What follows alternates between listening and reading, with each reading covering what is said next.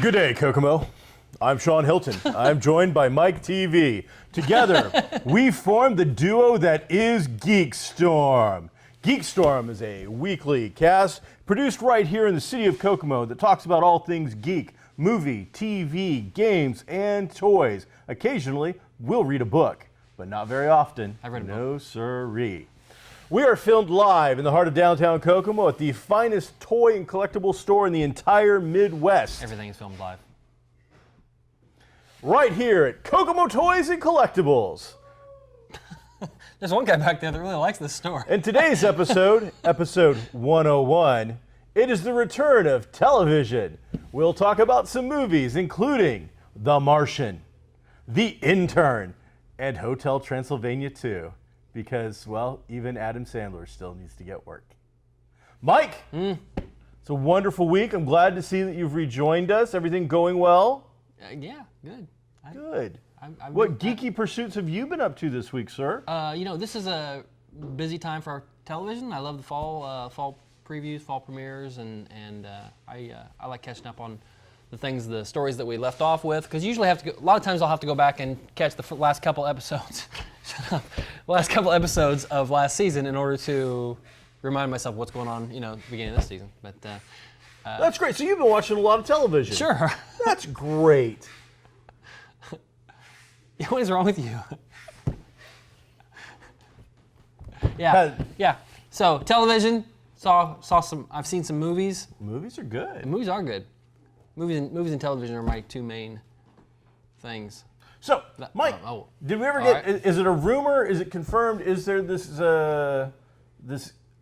Game of Thrones movie? Mm-hmm. Yes or no? We've talked about it. We have. You said that there was a movie. A producer says there is no movie. Right. And I don't know. I am completely unaware because I don't watch the show. Mike, what is the news? The rumor, let's say a year ago, even 6 months ago, was there's going to be a Game of Thrones movie, and that's how they're going to wrap up the series. Since then, George R.R. Martin has come out and said, no, that's not true. And HBO has said, no, we're in the TV business, we're not in the movie business. Although they have made Entourage and I think something else I can't remember right now. But they're talking about Deadwood. Some Deadwood actors are saying we're getting close to Deadwood. So then a couple days ago, it came out and said, George R.R. Martin says this is a done deal, and it quoted him saying, yes, we're doing this. It's not necessarily a series ender, but it will be a standalone episode that might even bring back some previously, or some dead characters, some kind of a, either flashbacks, or maybe it's set out of time or whatever.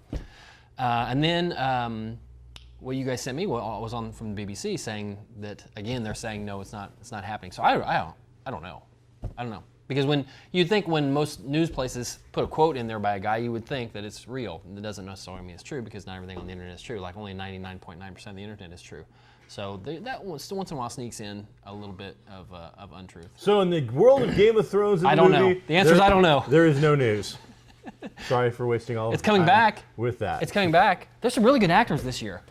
You really need to watch this show. Winter is coming. You really need to watch this show. I don't even know what the hell that means. I sat through a whole bunch of crappy Doctor Who until I liked Doctor Who, because you always want to talk about Doctor Who.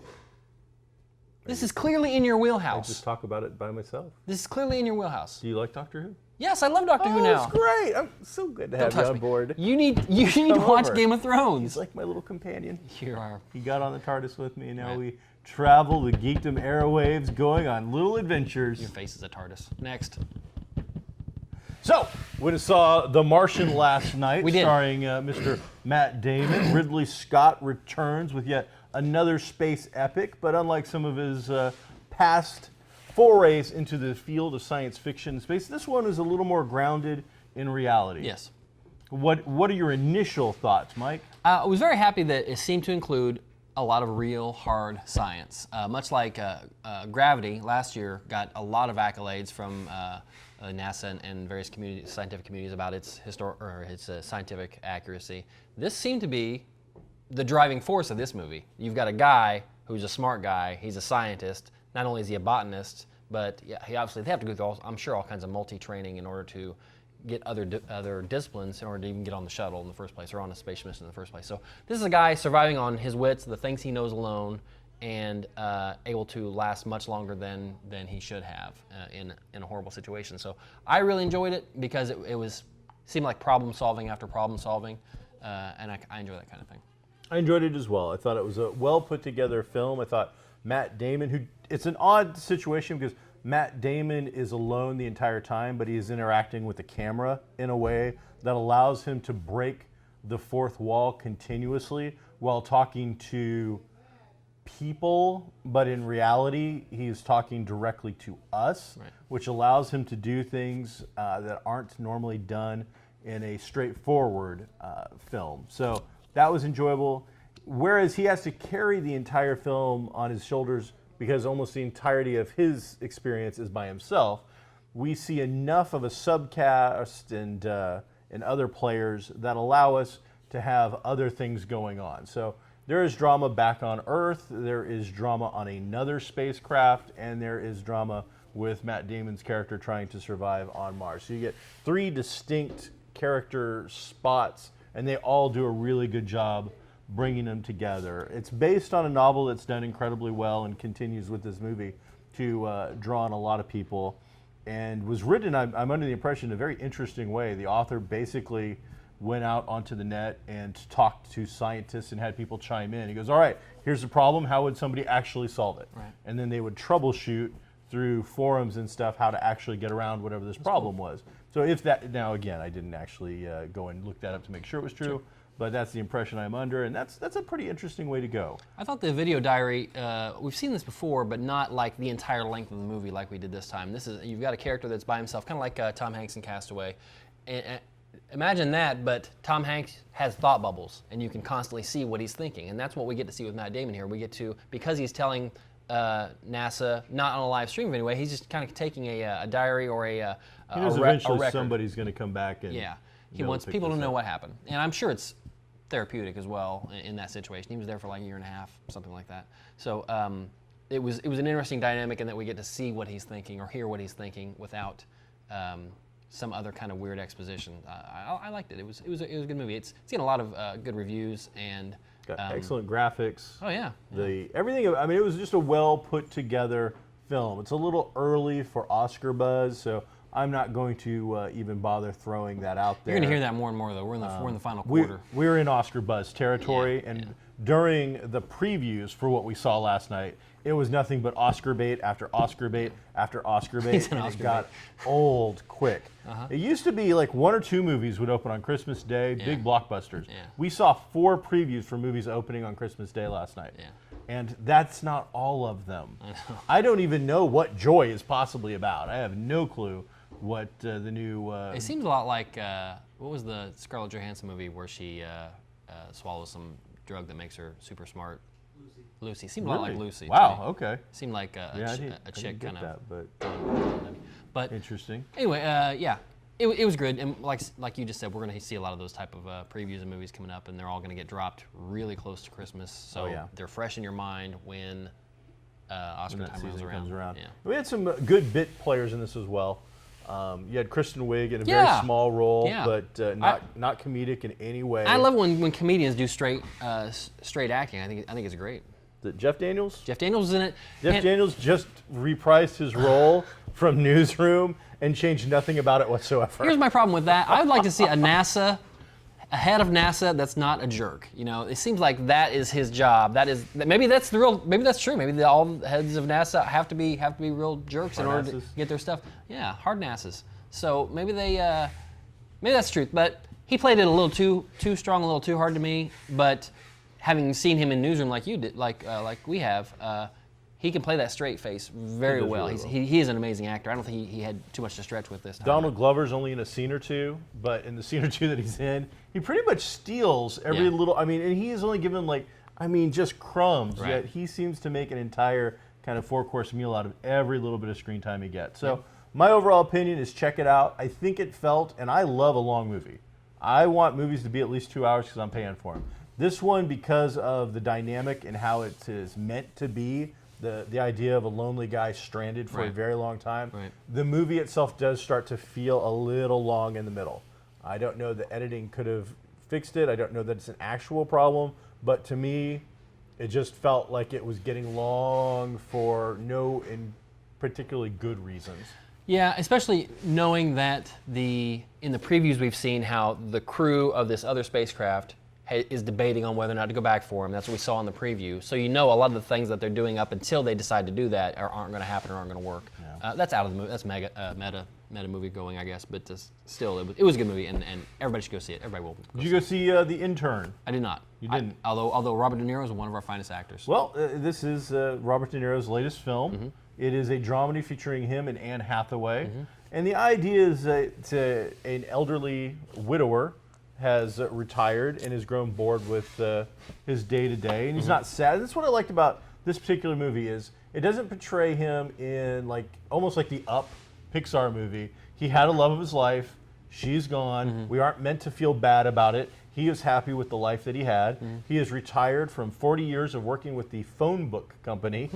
But the thing is at no point in time does he seem to be down on his life. This isn't one of those, what am I going to do? And he needs the young person to inject life. Exactly. So it's not like that. It's almost the opposite. I see. He is going back to the workplace to, frankly, have something to do and to keep enjoying his life. And it's kind of the fish out of water story, but him making fun, not even making fun, but trying to help the new generation of slackers. You know, he points out that he goes to work every day in his suit and tie and shaves every single day. And there's a conversation like, every day? Every day. Sunday? Yeah, Sunday. Nobody's going to see you. You know for a fact, nobody's going to see you all day. You still shave absolutely every day. I did not shave today. So, I'm not going to work today. Okay. Do we have any idea where we left off? So, The Intern, all in all, is a fun little dramedy. It does also, a little like The Martian, it seemed just a little bit long in the end. Because it's a feel-good movie. Comedy should be an hour and a half total, tops. I don't like to create a formula for anything. If something can do something well in 3 hours, then fine. If you can do it well in an hour, great. Rod Serling proved that you can do any great story in less than 30 minutes with The Twilight Zone. Mm-hmm. But either way, it's a fun movie. I highly recommend it. I think Robert De Niro is bringing a different take on some of the characters we've seen him before, and Anne Hathaway is perfect in the role of clothes designing tech company owner who's trying to expand the business and is using some of the knowledge that she picks up from her elderly intern to influence the way that she runs things. So, worth checking out. Good. Glad you enjoyed it. It was fun. I like what else you got there? I like the Robert De Niro. Oh, we got many things. Let's talk about Netflix. You've got some news that even I don't really know much about, so tell me. Apparently Netflix has signed a deal for their next round of, I'm going to say, post-Defenders movies. Right now we've seen Daredevil. It's awesome. Daredevil's getting season 2, which will include The Punisher. And then we've got Jessica Jones, which I just saw the preview for that. Have you seen that? I've not seen a preview. I've been seeing these Asian put together really quick, like 20-second or even 15-second clips. I wouldn't call them previews because they show nothing about anything. It is really just a little slice of a teaser. It's like a piece of a teaser almost. The one I saw was of her walking. You see her feet walking across a bar. Yeah. Doing like this. As far as I know, that's not even the actress. That could have been anybody. Yeah. But it was really, those are really well done. There are these really super. Yeah. Under 30-second clips, kind of giving you a slice of life without ever showing Jessica Jones in full and her going about doing business. The first one is an alarm clock going off and her just crushing it. Is that not legit? I thought that was legit. What do you mean? The alarm clock one. Is that not an official trailer? I think it is. Okay. But these aren't trailers. They're not showing you anything about anything. They're really just, I don't know what you would call it. They're like a teaser, I would say, but even as a teaser goes, it's really short. And as I said, I don't even know that the actress is being used for these. They could use body doubles easily. All you see in that one is a hand reach out, crush it. Right. This latest one you're talking about, they're doing some Joan Jett and the Blackhearts. I don't give a damn about my reputation. She's probably walking through Josie's bar would be my guess. Just over broken bodies and bleeding and stuff like that. Matter of fact, I might, because there's a woman on the ground that you see her face, I'm gonna go reaching back. for a knife? I'm gonna go back into Daredevil, the TV show, and see if that's Josie. Okay. I wonder if that's her. I hope not, because that would be. Either way, it looks really good. But Netflix has announced that already, even though they've only done Daredevil, Right. and Jessica Jones is now, I think, filmed, if not completely finished. Probably. Cage has not really begun. Iron Fist is nowhere near to be done. Right. But they're already announcing 3 or 4 new programs that they're hoping to produce. Right. They've got Brother Voodoo, which is kind of an out there thing, but since Doctor Strange is coming out soon, that might open up that mystical side of that. Punisher is going to get his own series. With, I'm assuming John Good Bernthal. for him.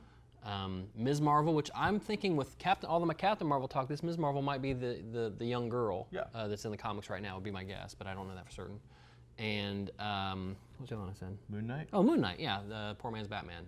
He's going to have his own deal too. He usually ties into Iron Fist a little bit as well. So. Yeah, I'm sure, and I'm sure that I will enjoy seeing that one because I'm sure that one's going to be not just straight action. That will be a lot more about his multi-personality deal, and you'll probably see different costumes, and so I this is a deal they signed. So does that mean it'll happen? If the ratings are good, Yeah, yes. yeah. If not, no. If the Punisher goes over super well in Daredevil, we could see that Punisher show before we see Cage or even Iron Fist at this point. Well, they have a schedule, and this is all for 2017 and beyond. So Gotcha. they've got a schedule. Again, Netflix has a ton of money, but they only have so much good talent for production. So these things aren't going to happen. And I believe Jessica Jones, which is the next in the Marvel Netflix run, will debut November 20th, I believe, is when we're going to be seeing that. So right in time for Thanksgiving, you'll get a chance to have a little marathon of Jessica Jones, Alias, whatever they're calling it. Yeah. And you can come by Comics Cubed, and we've got the first trade paperback in stock. So Cool. you can get in touch with was the called character. Alias? Was it called Alias? Back then it was called Alias. I think they've changed it now to Jessica Jones. Was that a Bendis deal? I believe so, yes. Okay, cool. So well done, good stuff, well put together, and a little more adult. Yeah, and they wanted to get into that a little more because Daredevil had such a great success in its Great drama. dark tone. I'm sure that's part of the catalyst. The Emmys already happened, right? Did Daredevil get nominated for anything? Does anybody know? I don't know. Really? I didn't hear That's anything about it. That's a shame, because that really should have had. I'll look it up. The guy who played Wilson Fisk, especially, should have been nominated for D'Onofrio? something. Yeah, he was pretty good. He was pretty. Speaking amazing of in that Marvel. role. I was really happy with him. Marvel Phase 3 officially started this last week. Phase 3 of Marvel with Agents of S.H.I.E.L.D. Episode 301. That's a big deal. Cool. Okay. That's awesome. Hey, and it was really good. I just watched it this morning Did so you? that I would be able to talk about it. Great. with you. Please go ahead then. You've fresh on your mind. Please tell me your thoughts. Well, I thought it was probably the best leadoff we've seen from the show. I thought it had some of the best visual effects we've seen.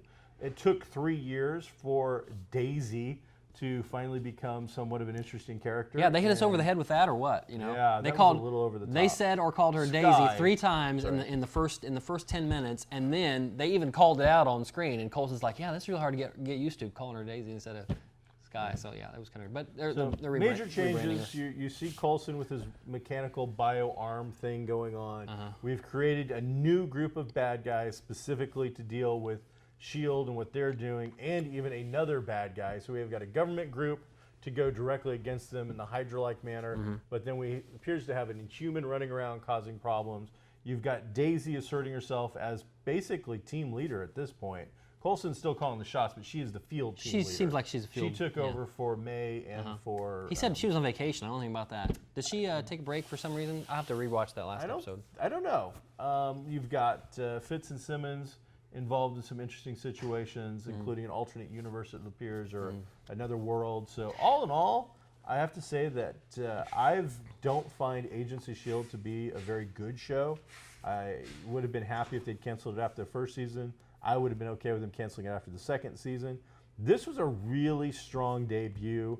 I think it took them a long time to really reach characters and a combination of characters that worked, but this really kind of got the job done. Yeah, I agree. It's you get to see strong characters do the thing that they do, which it's so hard in the beginning of a series, excuse me, to define everybody. These are the geeky two. This is the strong chick. This is the one, the fighter.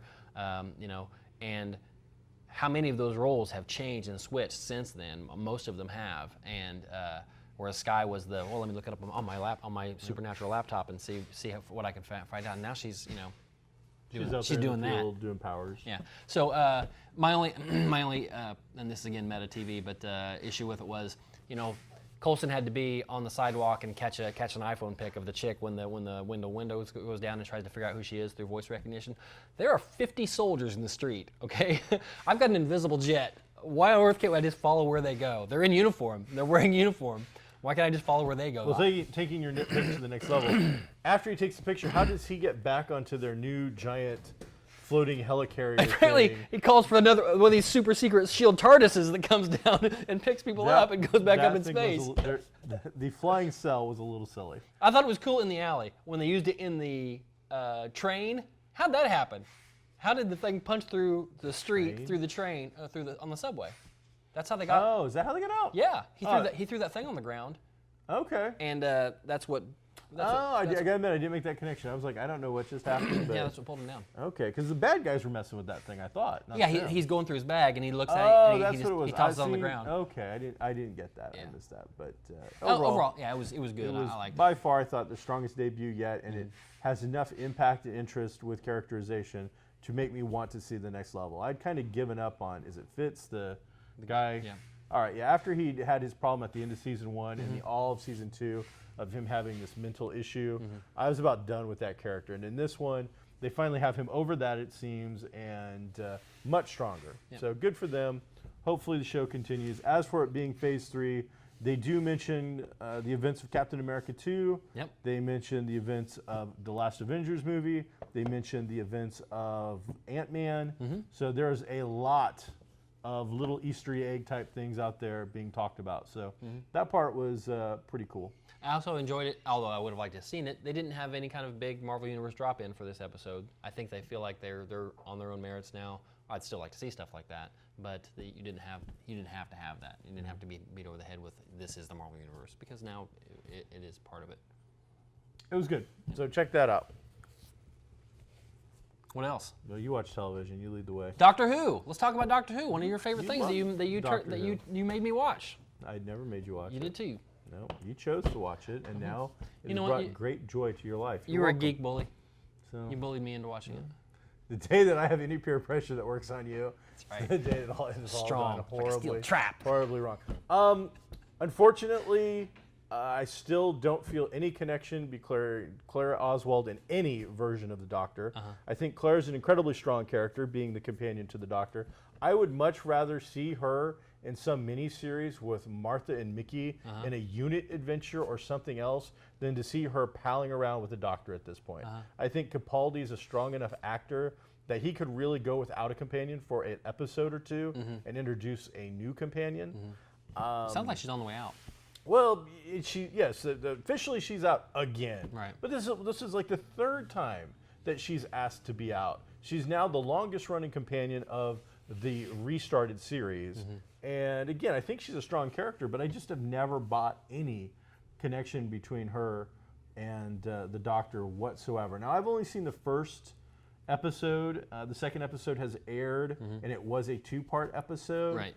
Dealing with the Daleks. I think the most interesting thing that most Doctor Who fans are going to take away from what I saw in the first episode is, spoiler, of course, by the time you see this, the episode 3 will be out, so I don't even know if it's necessary. But the big reveal at the end of the first episode is that Skaros is back. It exists. Skaros is the planet that Davros is from, and Davros is the creator of the Daleks.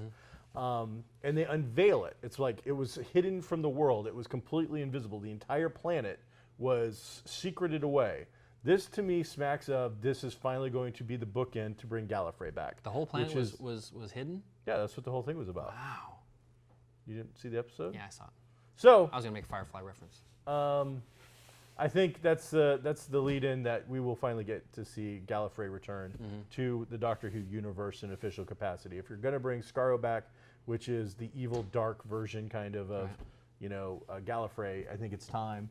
I think people are ready for it.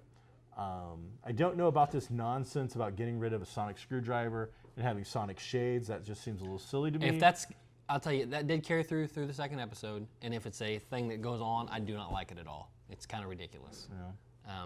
But we'll see. Okay. Second episode was much stronger than the first episode for me. I had to watch the first episode 3 times, not all the way through. Like, I'm 10 minutes into it, 20 minutes into it, and I was out, and then I came back and started over again. So it took me a while to get through the first episode. Second episode was great, and mostly because of Missy. She was fantastic. She was the best part of that second episode. I don't know if it's because of that character's familiarity with the Doctor, and they played on that a lot more, or the banter between her and Clara about who's the closest to him or who's really his friend and that type of thing. But they really gave that character a lot of screen time, and I liked it quite a bit. Good. I'm still not sold on the Daleks being the most deadliest whatever. I've seen them kill like 3 people in 4 or 5 years. They've killed 3 people. I don't get it. They say exterminate a lot. I would think that would be the last thing you ever hear is exterminate, but they say exterminate a lot and not shoot somebody. But that's me.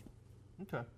Yeah, I mean, I think that they're an invention for the show to be that character, and they do it well. You can't just have them blowing everybody and killing everything up because, well, then what would be the point? There'd be nobody for the Doctor to save. It's like those 3 tripods are Daleks, okay? We should all be dead.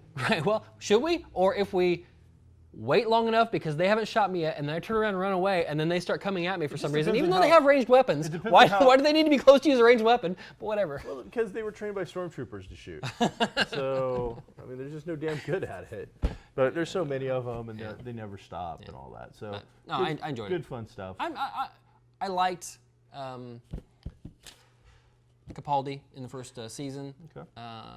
He's in these first 2 episodes, he's starting to wear on me just a little bit. I still like him, but I think he would have been much better served by giving him a new companion almost immediately. Yeah. Having retired Clara, just as he came in and brought in someone new that he could have bonded with.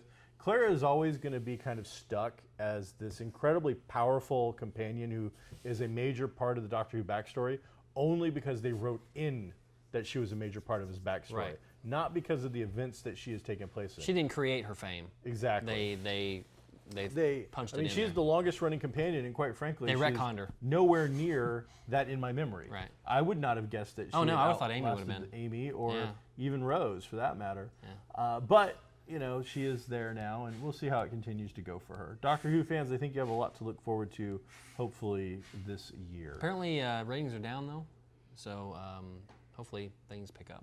I could see them going to some cheap ploys to get some of the ratings up, and that would be simply to go back to the previous series before the restart. I just watched all of like Girl Meets World, which is some Disney show. And in it, one of the things they found very quickly was they would bring in characters from Boy Meets World, which I guess is a 90s kids show. Didn't see it.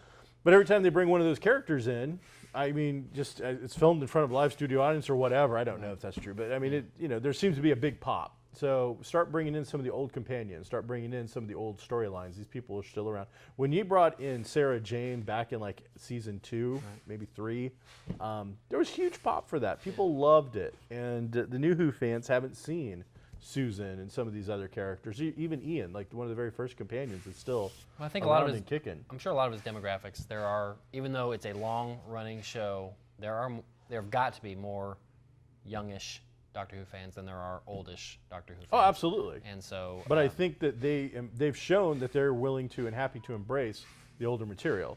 Otherwise, material, yes, but I still, as a teenish young girl, I want to see the young cute Doctor, and Sure. so that's what they. Oh, you don't think Capaldi's? Yes, I think Capaldi's the reason, and not for the right reasons. I think for demographic reasons, not quality of acting reasons. Gotcha. I think the stories are still pretty I good. really like Capaldi. So, I think that and the other thing is they have a hard time connecting with. They keep giving them female companions, Right. and there's always this, this love interest, not love interest sort of situation. Whereas the pre-Doctors had male companions quite frequently. It was just as often to have a male companion as there would be to have a female companion. I'm sure we'll see a female Doctor before the show goes off the air. Oh, I don't think so. We'll see. I think the closest you got to that was Martha getting the powers of, a doctor, or I think River Song was basically invented to give you kind of a female doctor, because isn't she like half Gallifreyan? basically. Aren't they saying there's something because she was, conceived in the TARDIS? Yeah, maybe. So I think that's probably as close as you're going to get. Now, hopefully we could see an ethnic Doctor, but at this point, I think the ship has sailed for us ever seeing like an Idris Elba, unfortunately. Oh, he'd be awesome. So- I'd watch him do anything, man. I would too. The whole he's thing with awesome. Idris Elba as possibly, James Bond, I would have watched that. Idris You know what's Elba funny? as the Doctor, We don't have a couple I minutes would have left. watched that. I started watching The Wire on HBO. Now, Okay. it's a series that's been off for a long time, but it's a series that I've put off for a long time because it's one of those, like you do, there's that one thing you want to just be able to go and get one of these days. There's one episode of something that you've never seen, Yep. and it's okay that it's out there because now you know you haven't seen every episode of this. And everybody that I respect in as far as TV and stuff that have seen it, The Wire. they say The Wire is easily top 5, if not one of their favorite TV shows of all time. So I started watching it, and Idris Elba is in it, but he's not like in the first season anyway. He's not like the major guy. He's a real side player. He's got more and more to do here in the second season. But I just started. It is good. It was hard to get started a little bit, but it's a good show so far. But it's got 5 seasons, and I'm only just started season 2, so Okay. It'd be pretty neat to see how it goes. KokomoCon just Whoa. announced What? its guests of honor this year. Did they? In past years, we've had people such as Katie Cook, now famous for My Little Pony, Gronk, and a few other things. Famous. We've had Art Baltazar, who's famous for doing the I like him. young readers line from DC Comics, Teen Titans Go, things of that nature. We've had Denny O'Neil, one of the most legendary creators of all time. Legendary. But throughout all There's of a this, legend of the legendary KokomoCon proportions. has always gone outside of Kokomo to find its guests of honors, Mm-hmm. and this year we are going to celebrate the creators that are from within Kokomo.